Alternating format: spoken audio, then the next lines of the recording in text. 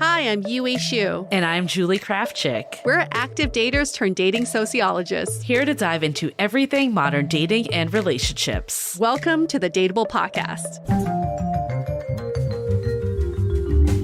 Hey. We're so excited to be back. Are you excited, Julie? Are you ever not excited? I'm always excited to be back. Yeah, I want to hear a week where you're like, I fucking don't want to be here. Oh, I'm so not excited. You're going to know shit is in bad shape when I'm like, hi guys. Seriously. Things are not good over here. Yeah, that's when we're not going to do this podcast and I'm going to make a house call. Something is seriously up. But I know you're extra excited because we're headed to South by Southwest this week. This is our favorite event. I don't know. I'm speaking for us. But Keep speaking for us. I will just speak for myself. I co-sign it all. Legit, our favorite event of the year. I don't even know how you would describe it. It's like half conference, music festival, film festival, networking, extravaganza. It sounds kind of weird in some ways. It's a conference. Like I was talking to a friend that is actually going for work and she was kind of pissed because she's like, I have to go on a Saturday to this conference. And I was like, no, you're so lucky that you're going to this conference. You don't even understand. But then I was like, oh, I kind of get what she's saying. It's like working on the weekend. Yeah. I think for us though, because it feels so like in line with our passions and, you know, it just feels like you're kind of like at the cutting edge of things. So for us, it is like Disneyland. I think you've said that before, and I agree on that. I feel like South by needs a rebrand. It's not a conference because that sounds so stale. Yeah. It's not a festival. I don't know. It needs a different word. But I remember when I was trying to sell you on it the first year, you were like, yeah, I'll go try it, see what it's about. But this sounds pretty corporate to me. Yeah. And I think by day 2, you were like, I'm sold. Oh my God. At the end, I remember you. I was like, I am so happy right now. This is the best week. Yes. And you know what it is too? It's like people always complain like you can't meet people in real life anymore. There's something about this event that makes everyone so friendly, so approachable. Yes. We talked to so many new people that year. Remember like how many new people we interacted with? So many. I was like, I've literally interacted with more people in this 1 week than the last year. We met Tim Ferriss last year, just hanging out at a restaurant. We took a photo with him. That was a major win. This year, Jay Shetty's going to be there, Brene Brown, Esther Perel. I mean, these are just big names, not just in entertainment, but they're also like in self-help and self-improvement in all those areas. And have you noticed the theme this year is very much on 2 tracks. One is AI, not surprising, and the other is psychedelics. I know, there's really no way to describe this, but my partner was so excited that he went last year and I didn't know how he was going to take to it, right? Because he didn't really want to go to like the conference and he didn't even go to the conference all that much, but he did love like the movies, the music, like all that element of it and just the vibe, the whole vibe. Do I need to remind you the highlight of his trip was the hug machine? I don't know if highlight is the word, but yes. It was a highlight for me, for him. He got to try out this machine that hugs you. Yeah.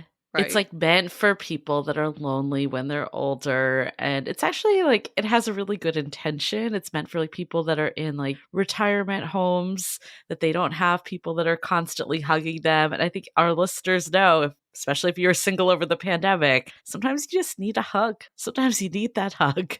So this machine gave you the hug. That being said, I'm not sure if he was like, this is exactly apples to apples of a real life hug. And they were like taking photos of him. And I'm just like, I see the headline right now. Engineer needs a hug.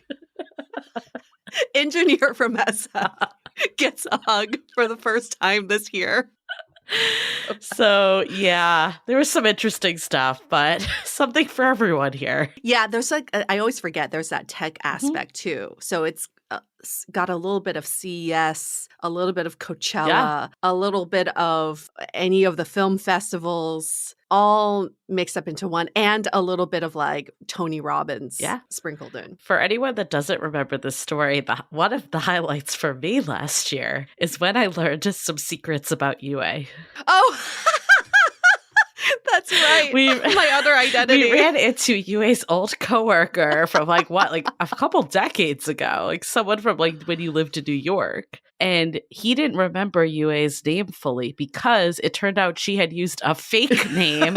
And then the weirder part was it turns out that her ex-boyfriend of 5 years knew her by that name for how many of the years that you dated? At least like 3? Wasn't it something like that? Yeah, he didn't know till like halfway through our 5-year relationship. I was just like, what is happening right now? And it's one of those moments like when you get caught cheating or something, you just have to be like, fess up. Just fess up.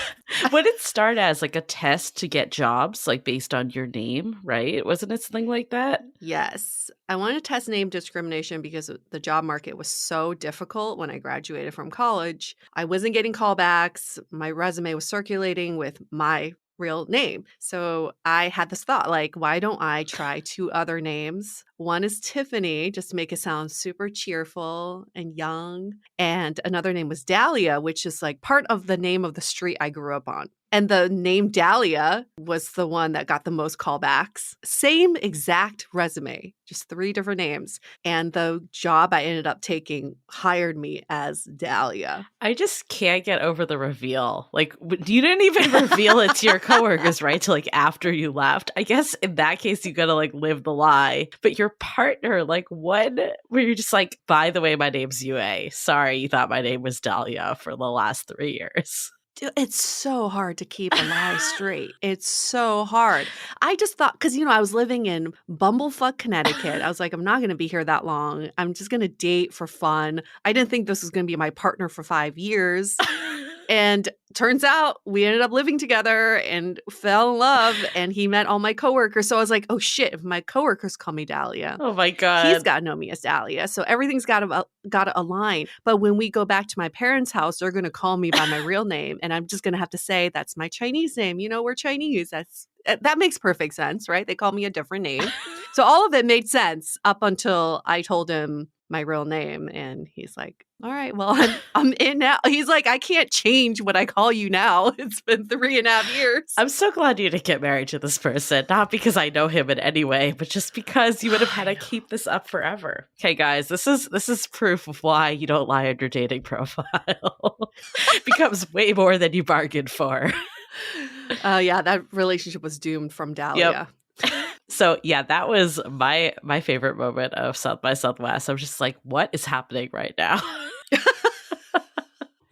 Well, you're going to learn so much more this year. I Let's can't see what wait. else I comes to cannot light. wait to report back in a couple weeks. What other things I find out about UA? Julie's going to be like, I found out she's really 58. Like she's been lying about her age. I'll let you know right now. I have no secrets for you to find out. Okay, we'll see. We'll see about that. Well, yeah. We could definitely talk about this all day, but we are really excited for this week's episode because we have a return guest with us. We have Vince Shu, who is, I guess, in the topic of keeping the names. Not related to UA, but we had him back. We had him on the podcast, season 15. Episode 5, The One That Got Away, which was based on his first reality TV stint, the Amazon show, The One That Got Away. And then we saw him pop up. We've been staying in touch with him on Instagram. We see him pop up that he is now on Fuckboy Island. And we were just like, what is happening right Quite now? a switch. But, if you listen to that episode, you could see that he is like the quintessential nice guy. And that term, we're going to go into it and debate it, but he wasn't a fuckboy by any means. So we definitely want to have him back for this episode and, go into this a little more. And the question we're trying to solve here is, do nice guys finish last? Yeah, this certainly wasn't the case on Fuckboy Island this season, so we'll get into it in much more depth with Vince. But I want to hear your thoughts on this question. But before we do, let's take a quick break to hear from our sponsors. This episode is sponsored by Via. We all know there are things that can help set the mood in the bedroom, but did you know a little THC could also do that? Yes, Via has developed a unique blend of pleasure-enhancing cannabinoids, libido-strengthening herbs, and a low dose of THC, all all into one mind-blowing gummy called High Love.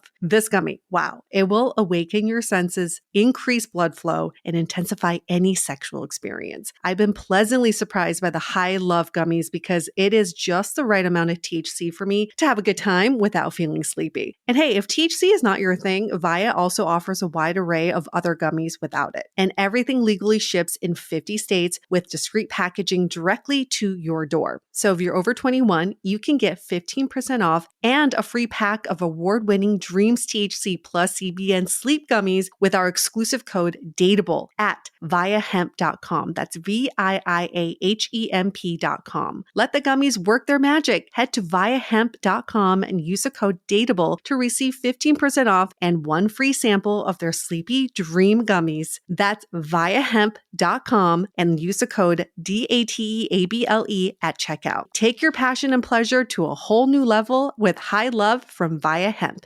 I love wine, but sometimes it can get really expensive, which is why I'm so excited that today's episode is brought to you by Last Bottle Wines. If you don't know, they're a Napa-based online wine shop with a twist. They offer just one hand-picked wine per day until it sells out, which is often in hours. So new day, new wine, always at incredible prices. We're talking 30 to 70% off retail. And the best part is that there's no subscriptions, no fees, and no minimum purchase. Just a daily email with a really great wine. They're offering Dateable listeners 10% off your first order with code DATEABLE. And now is such a great time to join as their marathon sale is coming up on March 28th and 29th. They flip that one-day rule on its head and offer back-to-back deals, which means that wines are only up on the site for a couple minutes at a time and shipping is 100% free. They sent us a mini marathon package of some of their favorites, and let me tell you, they were delicious. Sign up at lastbottlewines.com and use the code DATEABLE and find out why Last Bottle is the most fun way to discover and buy amazing wine. So, nice guys finish last. I feel like this has been a dating myth for a very long time, and this has kind of fucked men in a way. It's probably brought on this fuckboy mentality, or I can't be too nice because I won't get the girl and all this stuff. What's your take on this? Every pickup artist out there, and if you're too young to know what pickup artists Yes. are, because we realize many of you are too young to know. It's a good thing. This is a cohort of men who taught other men on how to trick women into sleeping with them, or at least going on dates with them, by doing all kinds of really disgusting behavior, like negging them, which is like saying something negative about the woman and for her to try to redeem her, or other ways of like being an asshole so that she sees you more as a guy to covet instead of a guy that's too nice that she can take advantage of. So I feel like every pickup artist has always been like, don't be too nice. If you're too nice, you're going to get run over by women, you're going to get taken advantage of, and you're never going to sleep with anybody.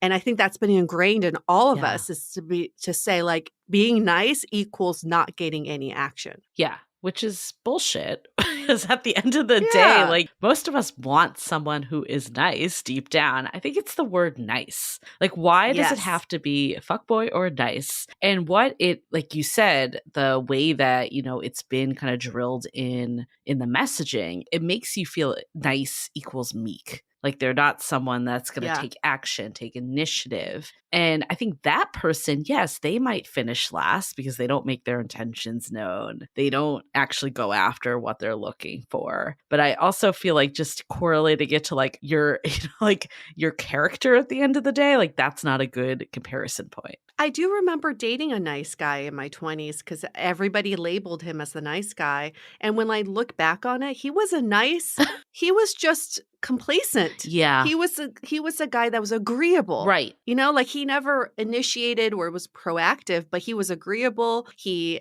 asked me out on the next date, which I still had to plan. He was nice. Everybody was like, oh, he's so nice. Look at him, like being with you, spending time with you, introducing you to his friends. Look at him treating you to these meals. And I remember being like, why can't I get into this guy? If he's like the quintessential quintessential nice guy. And I realized it's because he didn't know what he wanted. He was just agreeable and was along for the ride, the UA ride. Also, what you're describing is kind of the bare minimum. Like, he's there for Yes. dates. He's showing up. Yes. It's like, if he's not doing that, like, what are you doing? Yeah. Right? I don't think that needs to be the definition of a nice guy. But I agree. It's because also as women, there has been this messaging of like the asshole, right? Which is what you were talking about from Yes. pickup communities. And we start to like take any crumb as this big gesture and sign that someone is the best partner ever, instead of just looking at it and being like, this is the basics. Yes. Yes.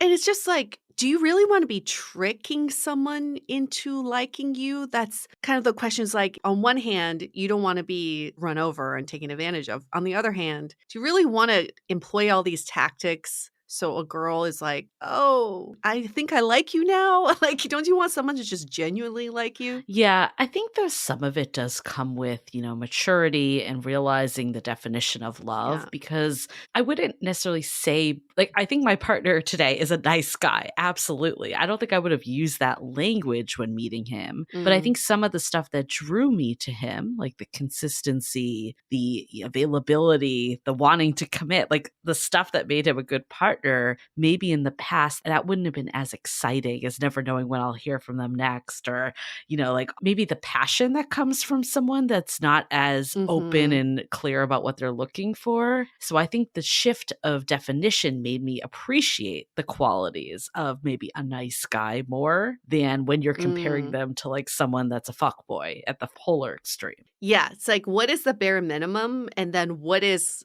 in line with what your values Yeah. are? There's a huge difference there. And we can't settle just for the bare minimum, but we also have to know what we're looking for. A lot of this is a two-way street. The reason why the pickup community worked was because they preyed on women with self-esteem Mhm. issues. Women who felt like they had no sense of self-worth and they felt validated by a guy who would neg them and then later come back and talk to them. But I think we're changing as a society where we are no longer the targets and we are taking ourselves out of the running of shit like that. That's why the pickup community doesn't really exist anymore. So it's a two-way street that is not just on the guys, the nice guys to change, but also for women to be what we receive as what we think is a good partner. Yeah, I mean, you could argue though that even if pickup communities don't exist, like the fuckboy epidemic is here, True. right? That's like all of that is the same situation. It's like preying on like either I have this idea in my head that like I need to work for it with someone, or like I am, kind of accepting these scraps of attention because of whatever reason. Mm-hmm. And I don't think nice guys finish last per se. I actually think if you are someone that's clear on your intentions, you will finish first. Mm-hmm. Maybe not with someone not ready for a relationship. Like if you are someone that is caught up in the fuck boys, the situationships, or just like the general feeling of wanting the passion and excitement, maybe you're just not ready for a relationship. And in that case, that won't be attractive to you, that person. Yeah, and it's shifting your mindset around what you're really after. What Yeah. is the success metric here? If the success metric for so many people back in the day was like to sleep with as many people as possible, then yeah, you do all the stupid things you do to accomplish that. But most people are dating to fall in love, to be in a relationship. So you wouldn't employ those tactics in the same way. And it also goes into like who's attractive. I think there's been a societal shift, like we've been talking Mhm. about. Is back in the day, it's like even if you're looking for a relationship, you're like, I want the guy that slept with all these people because it shows they're Yeah. desirable. Oh god. And is that actually like what you No. want? Like, I think it's changing that to be like, that actually doesn't matter in a relationship at all. Someone's past does not matter.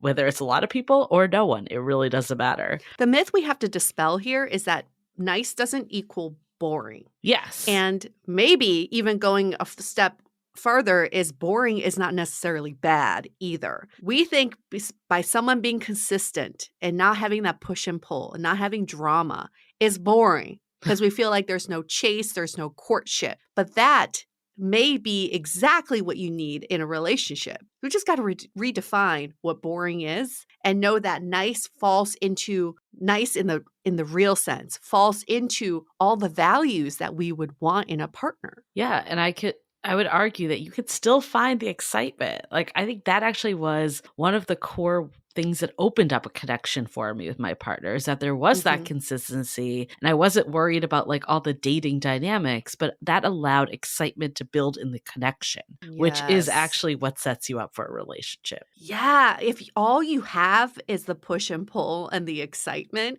you have no foundation for a relationship. So all you're going to have are exciting moments, Yeah. but you have no life together. So maybe it's not getting rid of the excitement. It's just finding a different way to execute that. Like go on exciting dates, have exciting conversations, go on exciting getaways. Like there's so many things that can still be exciting in your life that doesn't require fuckboy mentality.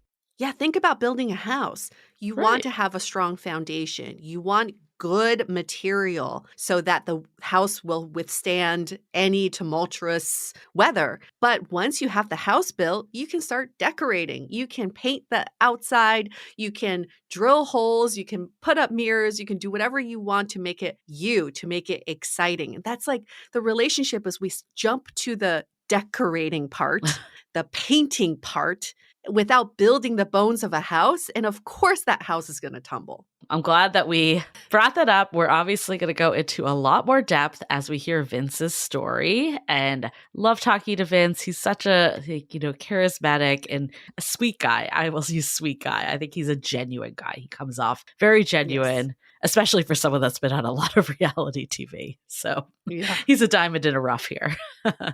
Okay. Well, announcements this week at Dateable Podcast. Make sure you're following us there. Make sure to leave that rating and review. If you haven't listened to last week's episode, go back, check it out. F the Fairy Tale. We had the great Damona Hoffman also putting up some clips on Instagram if you want to see more behind the scenes and just how things are going on recording. A lot of good stuff. So make sure that you're subscribed and leave us a rating and review if you desire. Always helps us so much. Okay, well, before we get into it with Vince, let's hear a message from our sponsors. This show is sponsored by BetterHelp. What's the first thing you do if you had an extra hour in your day? Think about it. The thing is, a lot of us spend our lives wishing we had more time. But the question is, time for what? If time was unlimited, how would you use it? The best way to squeeze that special thing into your schedule is to know what's important to you and make it a priority. Therapy can help you find what matters to you so you can do more of it. Since starting therapy myself, I spent less time ruminating and freed up more time to do the things I love, like tennis. If you're thinking of starting therapy, give BetterHelp a try. It's entirely online, designed to be convenient, flexible, and suited to your schedule. Just fill out a brief questionnaire to get matched with a licensed therapist and switch therapists anytime for no additional charge. Learn to make time for what makes you happy with BetterHelp. Visit betterhelp.com/dateable today to get 10% off your first month. That's BetterHelp. HELP.com/DATEABLE. This episode is made possible by Armoire. Armoire makes getting dressed easy. With a clothing rental membership from Armoire, build the perfect wardrobe with brands that are high quality, unique, and recommended just for you. All you have to do is take a 5-minute style quiz and select items from your dynamic, personalized closet. The styles show up at your door in as little as 2 days. Then when you're ready for new clothes, just swap them out. Listen, I live in Southern California. There is absolutely no need for puffer coats or any sort of those winter jackets. But when I travel anywhere else in the world in these cold months, I'm often burdened with the task of getting winter clothes. And now with Armoire, I can just rent my winter wardrobe. It's brilliant. Right now, our listeners can give Armoire a try and get up to 50% off their first month. That's up to $125 off. Just visit armoire.style/dateable. That is armoire.style, spelled ARMOIRE.style/DATEABLE to get up to 50% off your first month and never worry about what to wear again. Try Armoire today. Okay, let's hear it from Vince.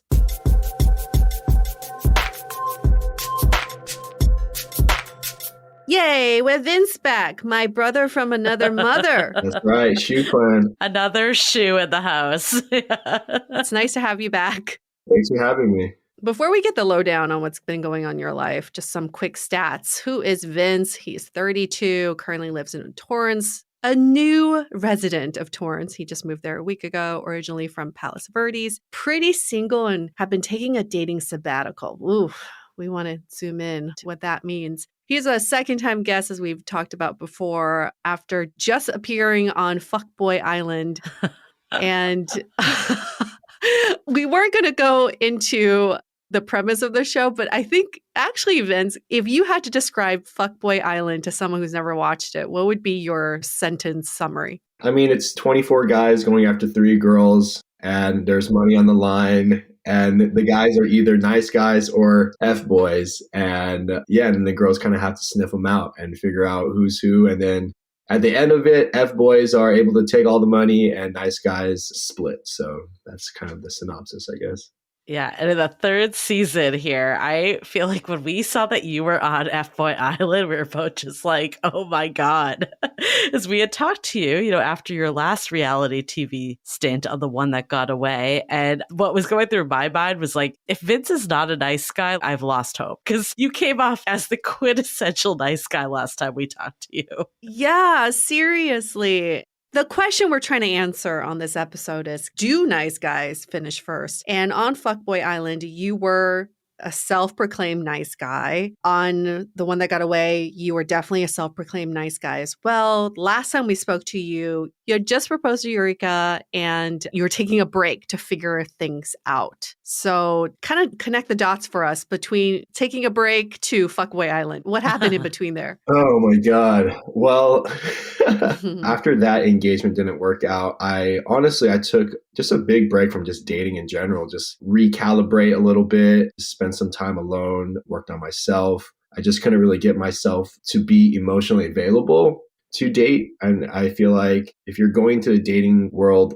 not being emotionally available, then you're kind of not being fair to the people that you're going to end up dating. Mm-hmm. And so for that reason, I just decided it's probably better for me to just fly under the radar a little bit. It was like basically a year later from the show coming out that I went on F-Boy Island, but the engagement was pretty much already off before the show even came out, right? So we filmed in 2021 and we filmed in the summer. We ended around fall, and then the show came out the next year in summer. And so we were already broken up, but we had kind of got back in touch and we were just talking again and seeing if we could have maybe, give it another try. And we determined that that wasn't going to happen. And so for the rest of that year, I was casually dating, seeing if, anything would stick. I feel like for me, it's like I never really look for a relationship. I just want to meet people. And if someone special comes around that I think, I really want to give this a real try, then it'll just naturally happen. Mm-hmm. Last time we talked, I remember you saying that you were a serial monogamist, and that was why you were just like always in relationships. And, obviously Fuckboy Island, you still made this conscious decision to go in as a nice guy. Have you always had that nice guy persona? Like, is that something that was, second nature? Or did you have like a deciding decision point to make when you went on F-Boy Island?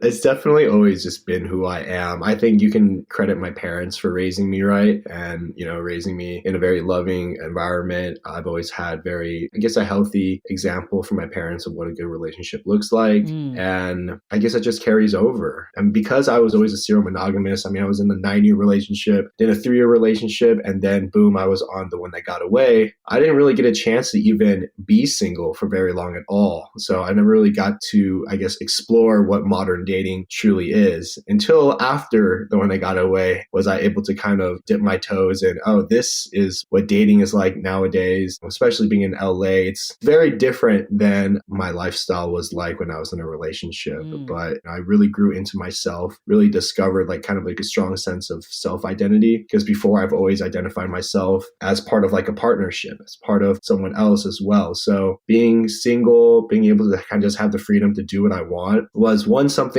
that I definitely got used to pretty quickly, even though I was in a relationship for so long, but it was something that I didn't know how much I would enjoy. Got to spend a lot of time focusing on myself, on my career, on my new house that I bought. Congrats. Thank you. Yeah. Just got a lot of things going on, new friends, especially ever since going on reality TV, you just make a million and one friends. So you just have so many things to go to, so many events. I totally forgot that you were in a 9-year relationship. Have you spoken to her? Like, what is her perspective being in an almost decade-long relationship with you and all of a sudden seeing you on 2 dating reality shows? Well, I told her about the first one before it came out because I just wanted to let her know. So I had told her about that, but she's married now. And so I haven't talked to her about this show, the second one at all. I haven't been in touch with her, just respecting her and her marriage. We don't really keep up with each other on Instagram or anything like that. I'm sure she knows. Maybe. Exes have a way of finding this stuff out. I mean, you don't even need to dig. I'm pretty sure she knows. So you go on FBOY Island. You're obviously like, have to make this decision. Am I a nice guy or FBOY? For you, you've always been a nice guy. In your opinion, like what qualities do nice guys have? What defines a nice guy? I think a nice guy is just someone who's just going to be a good person at heart that has good intentions, isn't going to be going into a date or anything like that with ill intentions, trying to deceive a girl, trying to, I guess, essentially be a player. I feel like it's not only just in your dating life, but you carry yourself as a nice person in general. The thing is, most of these guys, even people that are F-boys, everyone always says, oh, I'm an F-boy, but I'm a good person type of thing. Mm-hmm. It really has to do with your own definition of how you identify what F-boys and nice guys. So I think everyone has their own definition. I do believe most of the guys that were on the show were good dudes, even though some of them were labeled as F-boys. And I guess it's maybe just how you carry yourself, being genuine, being forthright. I want to go into a room and when people meet me, they feel happy. They feel maybe a sense of calmness and, feeling like they can trust you or they can open up to you. I feel like everyone kind of has their thing. There's some guys that are oh, they want to be the mysterious bad boy. And a lot of times when they're off camera, they're just this dorky dude. And then when they're on camera, they try to be all all cool and stuff. And it's really silly to me. For me, I just want to be who I am on and off camera, which is why I think they ended up wanting to cast me again for this show, is because they're okay, on or off camera, I'm the same pretty consistent person. I don't really get fazed by the cameras being there. And so because of that, you're going to get very genuine reactions from me. I think it's funny you say on and off camera because most of our daters, right, are not on reality shows, but I actually think it perfectly equates. When you're on versus off, we see people that have these date personas. And I think that is the same as this on camera in quotes, right? It's you are now showing this side of you that you think how you're supposed to act and how you're supposed to get the girl or whatever. Yeah, people are always trying to gauge energy. I mean, if you're successful in life, you've learned how to adapt in certain social situations. Small examples are just when you're texting someone, right? You try to match the length of the text. You don't want to be coming off too much and you don't want to also be too short. You also think oh, how many emojis should I add in? Is this person a very excited texter or are they trying to play it more cool and more witty banter type of vibe? Everyone kind of changes based off of who they talk to. And I feel if that's the case, it's going to be hard for you to ever be truly who you are. That's a mistake a lot of people make, is they try to adapt too much to what they think other people want them to be instead of just leading with, no, this is just who I am. Take it or leave it. If you're not picking up my vibe, if you don't really like my energy, then it's okay. But I feel everyone tries to be everything too much of the time. Well, let's keep going with this thought, because I would argue that a nice guy can both be a persona and innately who someone is. And there are a lot of people who are persona nice, but may not be innately nice. What do you think about that thought? And what do you think is a distinction between someone acting nice versus actually being nice? Well, I think the whole on and off camera thing is you can tell when people are oh, super nice on camera, but then off camera and behind the scenes, they're kind of not so nice. You notice when people do things for other people and they go out their way for other people and they say things to help uplift other people. If you're really good at analyzing body language or analyzing social cues, you'll pick up on those things. You have to read between the lines. Oftentimes when someone says something bad about someone else, it says more about that person than it does the person they're talking about. Yes. But to be fair, fair, it's hard to tell, especially when you're just on these shows and you're there for a month and you're really just getting a quick glance of who these people are, right? We don't really dive too deep on getting to know some of these people sometimes. Some people you get really close with, but a lot of times these people you meet and they try to put on a persona just for that short period of time, because it's easy to fake it for a month or so. But then when you're in a relationship for like a year or so, then it's like, oh, your true colors start to show. Yeah, definitely. Well, there's a big difference between being nice and being kind. I think the nice guy, though, sometimes gets a bad rap, even though we all say we want a nice guy. Yeah. But there's some stereotypes with a nice guy, like this weak mentality, or they feel like they deserve a girl because they're nice, or just a pushover, or boring, like some of these preconceived notions. Like, have you ever encountered any of these stereotypes? Has that hindered your dating life in any way? Not really.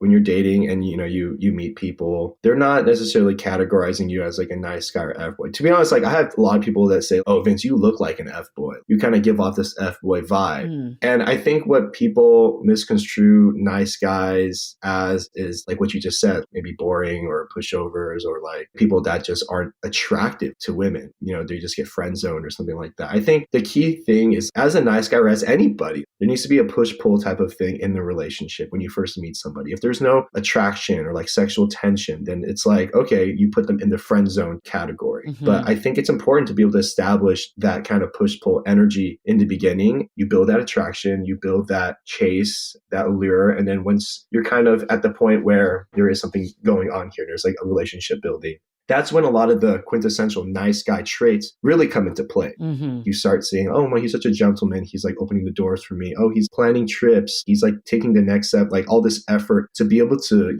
court me. But oftentimes I think nice guys or people just make the mistake that they start putting all this effort in too early. And when you do that, oftentimes that imbalances that whole push pull. You don't want to be that person that's just going 90 and they're going 10%. Like you need to have that push pull to keep them invested as well, because the other person should also be trying to court you. I think so many people are so caught up with, I need to be interesting, I need to impress them, without taking a step back and being like, instead of trying to be so interesting, why don't you become more interested? Yeah. Interested in that person and let them court you and let them impress you. So there needs to be a level of that push pull to build that attraction. But once that is established and that foundation is established, then those quintessential nice guy traits that people really think of, those start to thrive and those are highlighted. Yeah.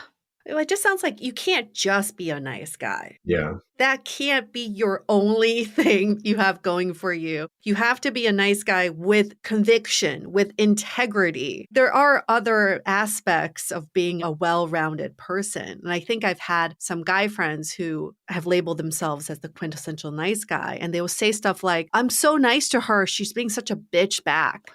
And I'm like, a real nice guy wouldn't say that, because that's this like entitlement mentality. It's like, if I'm nice to you, then you should want to be with me, or I should have won you over. If it's that mentality, then you're not being a nice guy. You're being a petty guy. So yeah, like again, I think like you said in the beginning, Vince, everybody has a different definition of what nice is. But if you feel like it's just so authentic to who you are, you never have to choose to be nice. You are just nice. Exactly. You also don't want nice to be like your only defining characteristic. Like, I think it should be definitely at the top, but like, I think where this stereo comes in is like, if there's no other way you can describe this person other than nice, maybe that's when, the weak stereotype or boring comes in. But what I'm getting from you, Vince, instead of being like, are you a nice guy or an F boy? It's like, it's a nice and like, that can't be the only bit. Yeah. 100%. People ask you like, oh, what do you think of this person? If you say, oh, they're nice, that's almost like the last thing that you can think. It's an insult. Yeah. Yeah. They're not interesting. There's nothing that stood out to them that made them, more of a character to you in your mind. But it's like when it's binary like that, like F boy or nice guy, I feel like that's when it's like, two extremes. It's like, okay, like nobody should be just one thing. Like everyone should kind of fall somewhere in the middle. Right. And I think like when we came off the last podcast with you, we weren't like, Vince is a nice guy. Like that wasn't how we described you. But when it was the binary, we're like, obviously, I hope he's in the nice guy category, We're also guilty for this too on the receiving end. Is like, I ask my girlfriends, I want to set you up with someone. What kind of person are you looking for? And the first thing everyone says is nice. I just want someone nice. I'm like, you can't just say nice. It can't just be that. Yeah, no, I think if they're at that point where you need to set them up, they're jaded, they've been heartbroken, they're just like, oh, my exes are all such F boys because Yeah. in their mind they've already categorized them as F boys because it didn't work out with them. True. And they found out, all the reasons why. And then they're just like, I just want a nice guy. That's just going to be stable. He's nice. Yeah, he's nice. Well, to me, like when you said that, UA, it feels like this person's just like burnt. They have just been through the ringer. They're just like, I want kind of like the bare minimum. I just want someone nice. But I know. Isn't that true? It's like nice should just be the bare minimum. it should be the baseline. Yeah, it should It should be the baseline. You know what's interesting though? Like the whole like nice spectrum, I think the F-boy has one too. Like it's not so, like you said, Vince, like people are like, oh, I got screwed over by my ex. They were an F-boy. We hear this all the time too. Mm-hmm. And sometimes they're just figuring it out also. Like sometimes they're not going in with the intention to screw you over. Like they're just trying to date and see if there's a good match and a good fit for them. I think we're so quick to like throw labels each direction and try to like solve the mystery. Yeah. And to be honest, I mean, it's not just guys. Girls, like, you guys are guilty of it too. And there's F girls out there and there's nice girls. So it's like, 100%. Oh, yeah. a lot of times guys become F boys based off their environment. Yep. I mean, it's just what they're around. And that's what the dating scene's like, especially in like real LA, like Hollywood, people out there that are dating and everyone's all about being a model and being an actor and it's very like surface, super surface. Yeah. And you encounter a lot of F girls there. And you could be a nice guy that's gotten his heart broken and it's like, oh, now I just want to be an F boy and like, not be so invested. You know what I mean? Well, circling back to our original question, do nice guys finish first? And can nice guys finish first? When you signed up for F-Boy Island, was this your thought process that you were like, I want to prove that nice guys can finish first, which you did, by the way? Not at all. I honestly, first of all, I didn't really like ever think I'd be on FBOY Island. The producers reached out to me and wanted me on here. And then I was like, okay, sounds like it'll be a fun couple weeks. Hopefully, maybe I'll make it a week and I'd make some cool guy friends. I'd, have like an all-inclusive experience like I did the first time around. It was the same producers as my first show. So I trusted them. Oh, okay. And it was at the same location if you guys didn't notice. No, we did not notice. Okay. For me, I just thought, okay, I trusted the producers. They said, look, we think you would do really well on this show and you would have fun. And I was like, yeah, you're right. Like I made some really great friends. You guys know Casey from my first show. We became like best friends. You're like in every post with her. Yeah, no, we're best friends and we're legitimately took on LA together this whole past like couple years. And we've made 1,000,001 friends together going to all these parties and events. And it's just been amazing. And I'm like, oh, I get a chance to, create some awesome friends again from this experience. Cause I mean, look, I'm 32, like college is a long way ago. And like being in these type of summer camp type of things and actually being able to meet new people, it's, very, very rare type of opportunity. So I was like, you know what, let's run it back. Let's see. I think I was going to win? Hell no. I didn't even think I was going to go far. I really didn't. And then once I got there, I was like, oh shit, never mind. We're here to stay. So clearly, like you wanted to go just because it was a cool experience, but there's probably something at least driving that you decided. You alluded earlier that like if you're a fuckboy, you basically could take all the cash at the end, but if you're a nice guy, you have to split it. So what drove you to still go in under this nice guy mentality? Like, were you looking for love at all, or was it more just, I'm just scared for the experience? I'm gonna be honest, I totally forgot that there was even money on the line. I didn't even know until I was there. And then like, even when I was there, I didn't really even think about it, to be honest. Okay. I was just wanting to see like, okay, like would I connect with any of the girls? Before I agreed to go on the show, I actually asked the producers, are the girls local? Because I can't do a long distance situation. Because Eureka moved to New York. Exactly. Yeah. Eureka was in New York and we've been long distance since the beginning. Even before New York, she was in San Francisco, which was still like, long distance from me. So right. Still not local. Yeah. It's not realistic to think that it would be able to last if we weren't able to build a foundation in person. So that was the first question I asked. And it's funny, the producer was like, you know what? No one has ever asked us that. They're not thinking long term. That's amazing. They're like, wow, Vince, you're really thinking about this. They're like, you're a nice guy. Get into that bucket. Exactly. Okay, so clearly you were not there for the cash. I guess like when they say like F-boy or nice guy, I'm just going to infer a little, like clearly all your life you've been more on this like nice camps. It was kind of a no-brainer. Is that what you would say? Or yeah, didn't even think about it. It wasn't even a topic of conversation. It was like, okay, yeah, I already know what I'm going in as. And yep. That was that. But the funny thing is, it's like as the show kept on going on, right, episode by episode, there was a point where before the reveal, when we had to announce if we're nice guy or F-boy, I got so many DMs and comments. They're like, Vince, if you were an F-boy, I'm not going to believe in love. Like I said that to my partner. I was like, if Vince reveals himself as an F-boy, like this is over. I can't. I felt so much pressure. And I was like, wait, thank God I'm a nice guy. But like, guys, like, relax. Well, I think the reason why is because you noticeably were different than, I would say, even the other nice guys. Like, you wore your heart on your sleeve. Like, I feel like you were just, there, and it felt like you were really invested in Katie, who was the former bachelorette or bachelor contestant. Both, actually. That was like the girl that you saw that you ended up kind of vying for and eventually, winning her affection back. But like, I feel like you just had this demeanor that was so different than others, and like a lot of the guys gave you shit for it. In your words, I guess, like how do you think that all played out? So FBOY Island is a very different show than the one that got away. And what you kind of have to realize is FBOY Island, it makes fun of shows that are like actually trying to find love. It makes fun of it, right? So me being the hopeless romantic that I am, going on the show and actually trying to find love, like they're going to give me shit for it. And so I knew for sure that was going to happen. But I think it's really funny because like even me and Katie had briefly touched on like, how are they going to make it look close? How are they going to make it look like it's close between me and Benedict? Because it really wasn't. And then lo and behold. Can you explain that? Why was it not even close?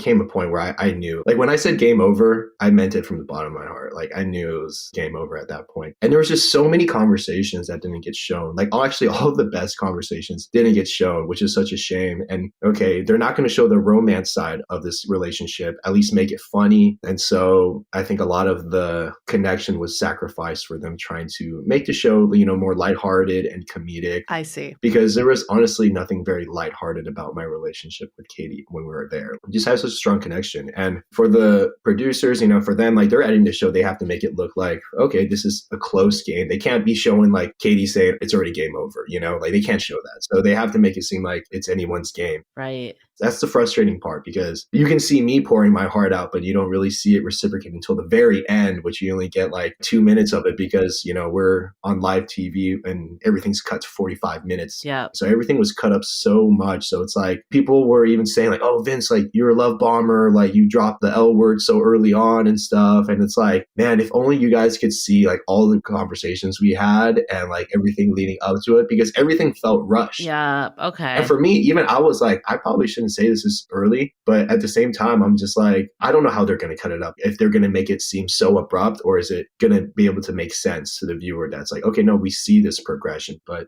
given the timeline and given them having to make the show seem close and everything, like they decided to edit the way they did. I want to dive into this even more, but before we do, let's take a quick break to hear from our partners. Just to give our listeners some background, how long did it take to film this show? A month, you said? Yeah. Just about. And then the one that got away, how long was that? I think that was almost like 6 weeks. Okay, so that was a little bit longer. But at the end of both of those shows, you did say the L word to two women. Yeah. And that's how it progressed. And it was kind of a big deal for FBOY Island because, like you said, this is a very different show than the one that got away.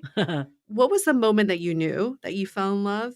And were you hesitant to say that on national television? Oh, I was so hesitant. We were filming for like an hour that day. You could just tell all the nervous energy. And it's like, they just kept on filming because they wanted it to happen. Like looking back at it, there's like this creator who did like a reel about like the levels of love. You're supposed to say like, oh, I'm falling for you. And then you're supposed to build up to like, you know what? I think I'm falling in love. And then you build up to the whole I love you thing. And there's like love levels apparently. And I get that. But I'm also like, oh, that's just so cliche. I feel like that's literally every other dating show. And part of me was just like, Vince, if you're going to say it, just fucking say it. Wow. I was just also in the mindset when I was there. I was like, don't be afraid to just say how you feel, and who cares how everyone else reacts. If you notice, like, I don't say a single bad word about anybody. And they wanted me to, trust me. They wanted me to like bad mouth other people. I just refused. I wouldn't. And so it's like, I'm watching all these, interviews of people like trying to like talk smack. And I'm just like, oh, that's funny. Like they're actually saying all these things. But at the same time, I get it. Like I had a target on my back since day one. Everyone knew I was in the lead. Everyone tried to take me out from the get-go.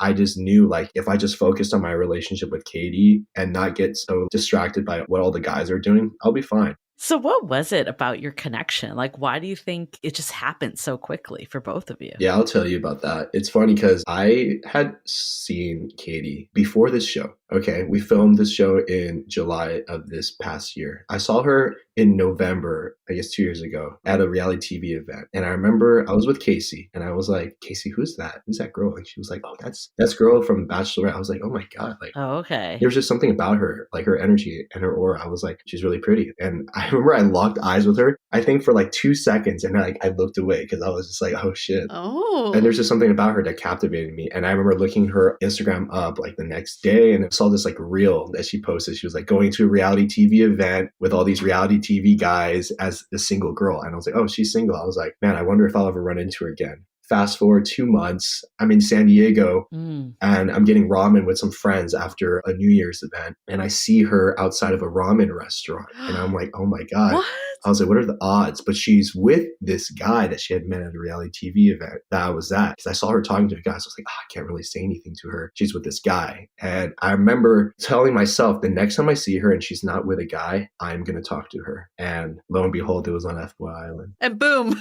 Okay, so there was some build up. So you were already feeling this. There was build up. So I told her all of that when we first met and she was laughing. She was like, oh my God, what are the odds? And the thing is, she had watched my show as well. Okay. I never watched The Bachelorette, but I knew of her on The Bachelorette based on Casey. And I saw her like some advertisements and stuff and some random clips on Instagram. But she had watched, I guess, part of my first season. So she already knew about me as well. Okay. So there's like familiarity on both parts already. There's familiarity. We both were engaged on our past reality show too, and it didn't work out. So that's a very strong thing to bond over. And so we just instantly kind of just had that spark, that connection. Mm-hmm. It built so fast. I wish there were certain conversations that they would have shown because, we just started discovering so many things about each other. Like she's huge on beach volleyball. That's what I do every single weekend. It's like I play beach volleyball. That's my lifestyle. Like we have a very similar lifestyle that we both lead. And I don't know, just like so many things about each other that it just felt so right. The feelings were just building so fast. And the thing about this show is we literally had time with them almost like every single night that we were filming because it would be dates, other people will have individual dates and stuff. And then at nighttime, it'd be mixer. After mixer, it'd be elimination. And the mixer would be basically free for all. Everyone can go talk to, whoever, and you can pull the girls and, you would get like uninterrupted time for like 20, 30 minutes. And this is like more time than I had on my first show with Eureka. Yeah. With Eureka, I would go days without seeing her. And here, like I was seeing her like pretty much every night, it felt like. So there was just so many conversations that were filmed that we had that, more so than my first show that just didn't show up. So it was really hard to gauge on how they were going to edit it because they just had so much content. And yeah, all of the relationship building conversations just kind of got left out. I mean, that's a good point too, that it's a month, but you're seeing each other like 24/7. So it's not like normal dating when you see someone like once a week for a month, right? It's very different context. Yeah, absolutely. I still think the most interesting part of this show for me, because I'm really glad that I got like the background, because that's not how it looked when you were watching it. It looked like you and Benedict were neck and neck. And like for background of anyone that didn't watch this show, he was on it last season and he was a nice guy last season. He got to the final. And the girl ended up not picking him because she wanted someone that was more like adventurous and she liked the antics of a fuckboy. And he ended up like losing because he was the nice guy. So this time around, he switched and he ended up being the fuckboy. And that was a huge turnoff to Katie. What do you think it was? I mean, obviously you're not Katie, but like, what do you think it was about what she was looking for that drew her to someone like you and being turned off by a fuckboy versus like the other girl that was like drawn to the F-boy? I mean, I think the thing about Benedict, he's not a fuckboy. He's a nice guy. Everyone knows that. Everyone on the cast knew that. And, he came in with this label and he kind of had to lean into it a little bit. I think Katie, I feel like she also knew deep in her heart that he was a nice guy, despite having the F-boy label. And I even told her, I was like, look, I don't want you to choose me by default. I don't want you to choose me because I'm a nice guy and he's an F-boy. Like, that's not how I want this to go. Like, I want this to be real. And yeah, I genuinely don't believe that she didn't choose him because he's an F-boy. That was never the question. I knew early on, despite, he was being an F-boy, that I was going to likely win. And then I confirmed it with Katie too, like she told me. And for Benedict, I gave the analogy, like I felt like I was going into a championship game and the best player on the other team is injured now. And it's like, I didn't need that advantage. I didn't need to be the nice guy versus the F-boy and all of a sudden, be in the lead. Like, I didn't need that at all. Like, it probably would have been better TV if I was the F-boy and he was a nice guy, to be honest, at that point. But I didn't really care about the labels at all. To me, it didn't really matter. But I don't know. Like, I think Katie, like, on the show, like, it made it seem like she was very much like, oh, you're an F-boy. Like, that's a big problem, which, I'm sure it was. But I think deep down, like, after she'd gotten to know him,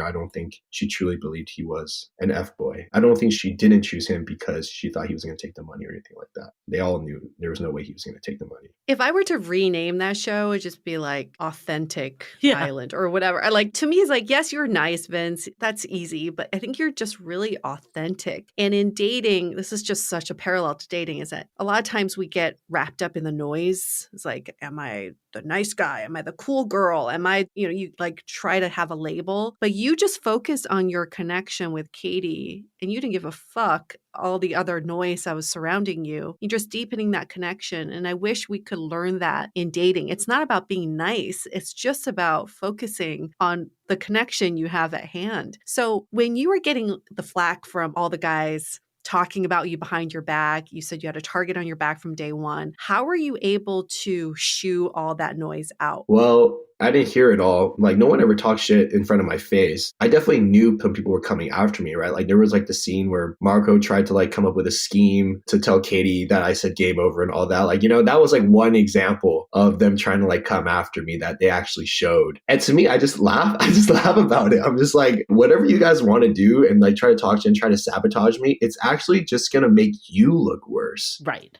I'm totally fine with you guys bad-mouthing me in the sense that, like, if you're trying to get under my skin, it's not going to. But I think eventually everyone just wanted to be friends with each other. Right? Everyone wanted to create a friendly environment where, most of the time, all the guys are together and we spend the most time with each other. So all of us are, throwing it up, throwing the football around the pool and just like tanning and playing poker. And like, we're just being guys. To be honest, we definitely spend way more time with each other than we did with the girls. So that was just kind of like the main thing for me why I even came. And I made some great connections, some lifetime friends that I think all the smack talk, I told everyone from the very beginning too. We all sat down. I was like, look, whatever happens on this show, no grudges, nothing. Like, this is a brotherhood. At the end of this, we're all going to be brothers. And that's nice in itself that you said that.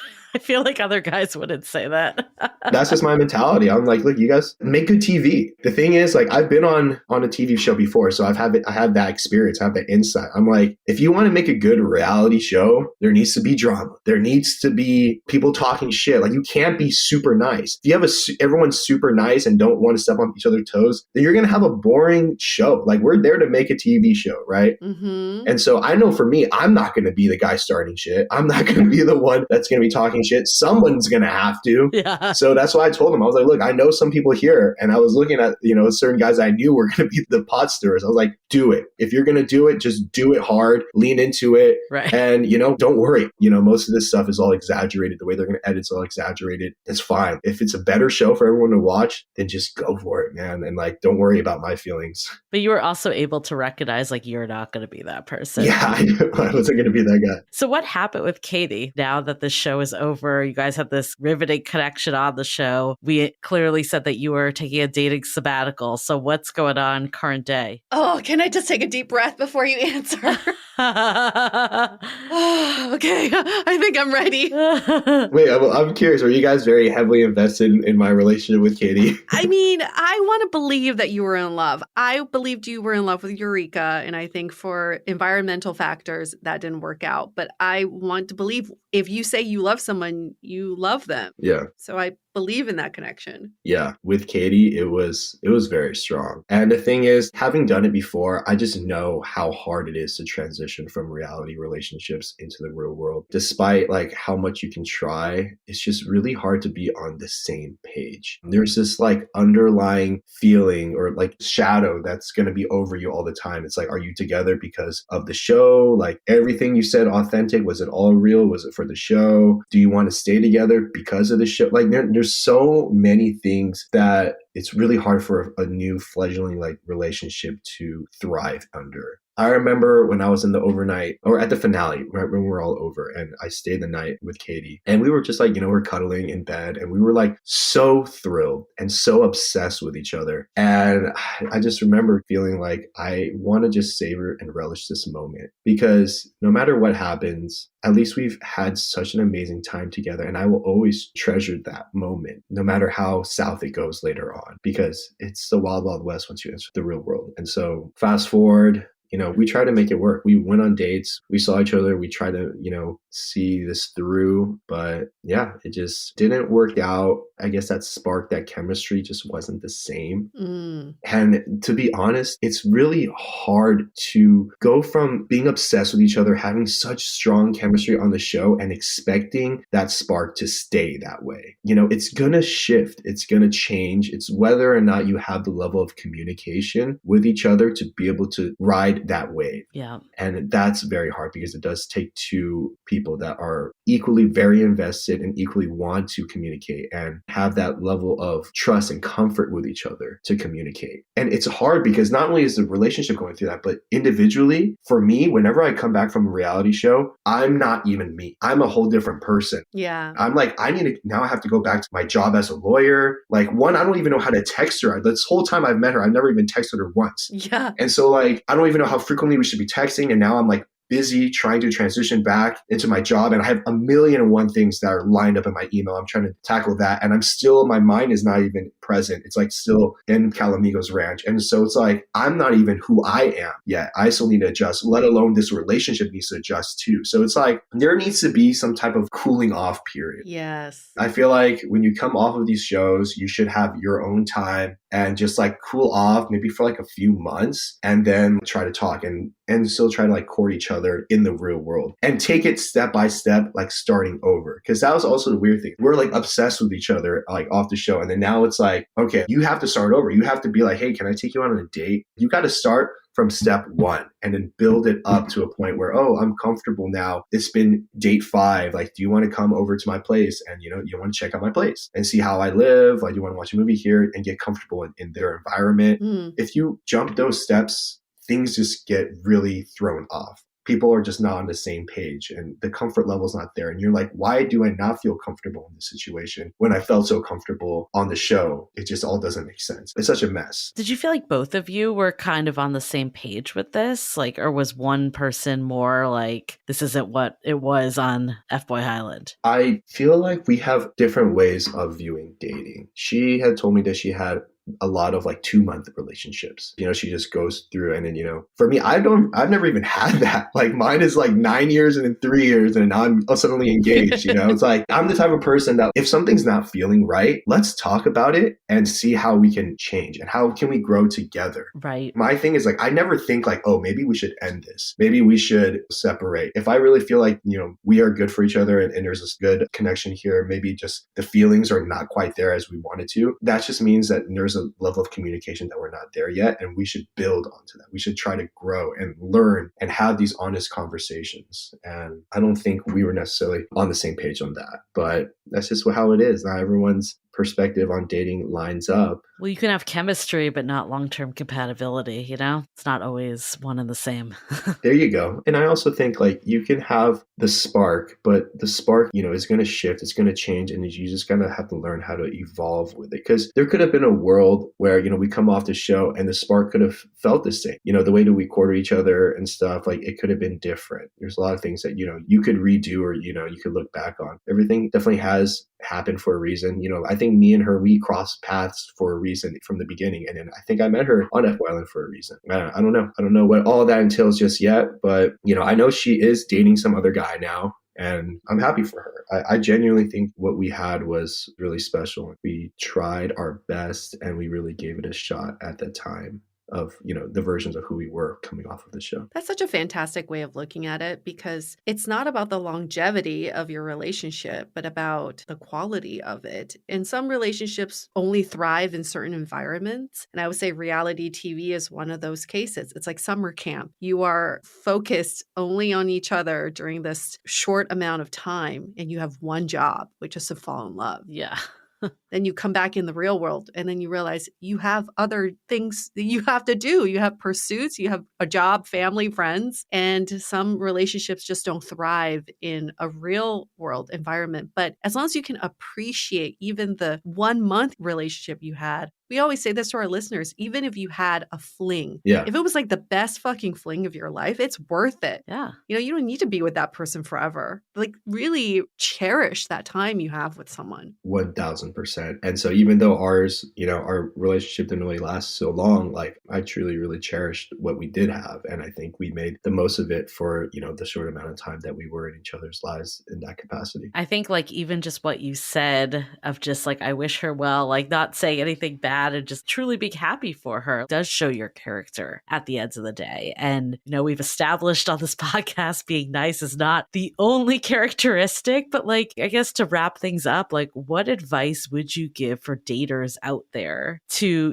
start looking at people a little more holistically and then also see like how nice can be sexy? Yeah. Be 100% you. Like, don't try to be a persona that you think that other person wants you to be. Step outside of the norm. Yes. People just like, text each other and everyone's too afraid to like be too committal. Ask her to FaceTime. Like, just jump into it. Get to know them and be real. Like, be silly, be goofy. You don't always have to lead necessarily with like full on sexual tension as your intent. You know what I mean? A lot of people like that's like their first frame of mind is like, oh, how can I come off and be a tease and be like, build this energy? I think that will come if you are being yourself fully. Yeah. And, like it might not be with every single girl. And that's the problem. Like a lot of these guys are like, I want this girl. And so I'm going to do whatever it takes to like this girl. It's like, no, you're not meant for everybody. Like you need to find your person and that person will match that energy. And that should just be natural. And the sooner that you're able to emit your natural energy and your authentic energy, the sooner you'll be able to attract that perfect energy for you. Mm-hmm. And so I think that's the problem. Everyone's trying to come off a certain way and then they attract people that aren't aligning with who they are. Yep. And that's the reason why everyone's like not really finding love or finding something real. I think people are just trying to keep things surface and flirtatious and fun and,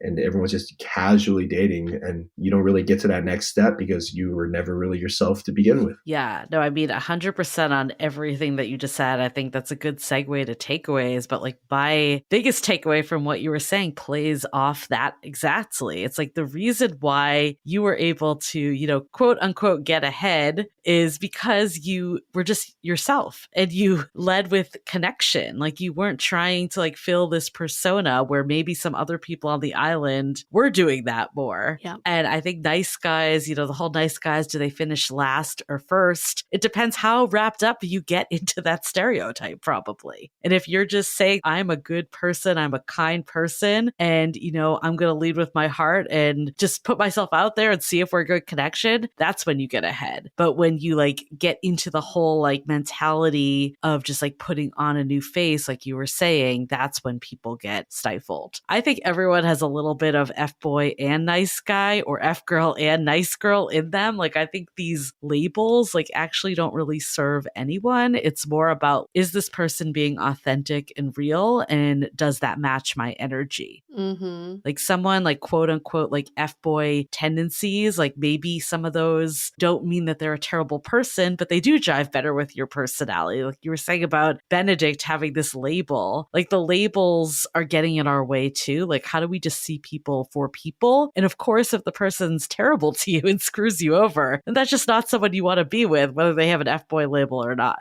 Absolutely. We all have a choice in who we want to be, and you can make that choice based on your previous disappointments and say, I want to be a fuck boy because I've been screwed over so many times, or you can choose to be a good human being because you truly admire the characteristics of a good human being. So that's a choice we can ultimately make. And I think the question of, do nice guys finish last or do they finish first? If you're true to yourself, you're always going to finish first. You may not get the girl or you may not get the guy, but you got what you went out to look for. You did your best. You made a strong connection. And even though that connection didn't last, you have those memories forever. And that to me is finishing first because you did everything in line with who you are, Vince. And I think for anybody who's struggling with that too, it's like, am I going to choose to be the nice one or should I play these games? Well, ultimately, it's like, what is true to you and what is admirable for you to be, choose that, and then fuck everything else. Fuck the noise.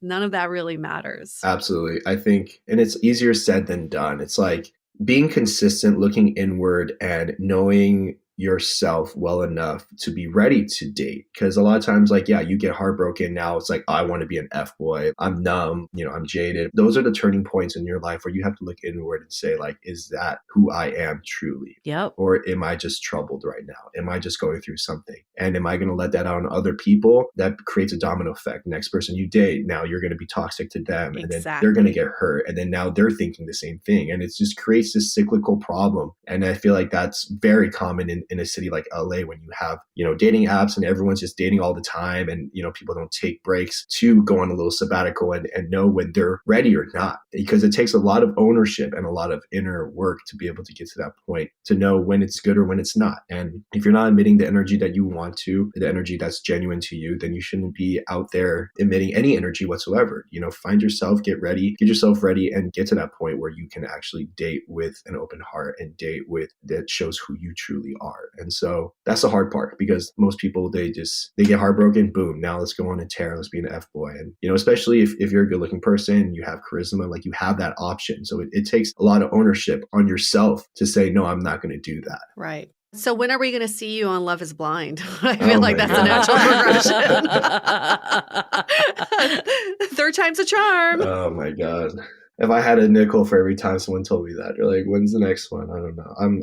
I don't know. Having 2 reality relationships now, and I've literally had only 2 real relationships in the real world, right? 9 year, 3 year. And now I have engagement with Eureka and now with Katie. So I've had the same amount of real relationships as I had, reality relationships. They were fun. Like, don't get me wrong. And it's fun. And I did not expect to fall for someone on FBOY Island. I don't know if I would wish that on my worst enemies. That's just genuinely falling for someone on a dating show. It just takes so much, and you lose yourself. You lose yourself in the moment because, when you're on TV, when you're being filmed, right? Everyone's mindful. Everyone's like, I want to look good. I want to look a certain way. But when you genuinely fall for someone, you just say, I don't give a fuck. Yeah. I don't care how I look. I'm just going to say how I feel, because at the end of the day, all I have is this moment with her. Yes. And, however you edit, however all that happens, I'm not even thinking about any of that. I'm just being me. So it's scary. It's scary putting your heart on the line for everyone to watch. It takes a lot of mental, emotional fortitude to watch it all play out again, especially when it doesn't work out. Well, we promise we give a raw and real look into Vince. We do not do crazy editing. So you never know who's listening right now and who's resonating with this. Is there anywhere that people can find you? Like, what's Instagram or anything else that you want to share? Yeah, just find me on Instagram. Just my name, Vince Shu. I'm on TikTok and other platforms too, but I'm not as active. To be honest, I'm not super active on social media in general. I do think I stay relatively private. I mean, you guys have been following me for the whole time since my first show. Like, I feel like you guys can probably confirm that. I'm not like a huge social media clout kind of guy, which is funny because on the show, everyone's like, oh, Vince is on here for clout. You're like, no, I'm not. I'm on here for love. Yeah. Yeah, you're definitely not trying to get social media famous like most of the people that go on reality shows. We also established that you want LA locals, so you never know. Never know who's out and about. And if we get any emails, we'll send them your way. LA's huge. Maybe we'll even go down to the OC. San Diego. That might be too long distance. We have a huge vicinity of people to cover. Anyway, well, thank you so much for coming back for the second time and for giving us the news on what happened with you and Katie. That was gratifying to hear from you because we've been making a lot of guesses between the two of us. Yeah, there's actually a lot of podcasts and people have reached out, and I've literally declined a lot of them. And I decided to go on this one because I like talking to you guys, and we had a good time the first time around. And I was like, you know what? Like, these girls are cool. Like, I'm comfortable talking about it with you guys. So This is actually, I think, my first podcast since for FBOY Island. So here it is. Oh my God. Amazing. Breaking news. And when we messaged you and you responded like immediately and you were like, let's fucking do it. We're like, amazing. Yeah, because I think we're already friends, or like we follow each other. So you guys came up in my normal inbox. Hell yeah. You heard it here first. Yes. It's the shoe bond. I get it. It is a shoe bond. Yes. We have Let's go. bloodline to thank for that. Cool. Awesome. Thanks so much. And we believe in you. We believe in love, and you believe in love. So everything's going to work in your favor. We are very confident in that. Okay, we're going to wrap up this episode. Thank you so much to Vince. Thank you so much to our listeners. And thank you, reality TV gods, for creating all this great content that we can talk about over and over again. If you love this episode, if you love the news that Vince just dropped, why don't you leave us a rating and review in Apple Podcasts? Give us a wow emoji, or maybe you're surprised by the ending. Write a little something and give us 5 stars, and we'll relay that to Vince. You'll have a direct line from us to Vince. And on that note, we're going to wrap up this episode. Stay dateable. The Dateable Podcast is part of the Frolic Media Network. Find more podcasts you'll love at frolic.media/podcasts. You can follow us on Instagram at Dateable Podcast and visit dateablepodcast.com for access to all the episodes and our premium programs. Also, make sure to subscribe today if you haven't already on Apple Podcasts, Spotify, or your favorite podcast platform, so you are the first to get all the latest episodes. And most importantly, stay dateable.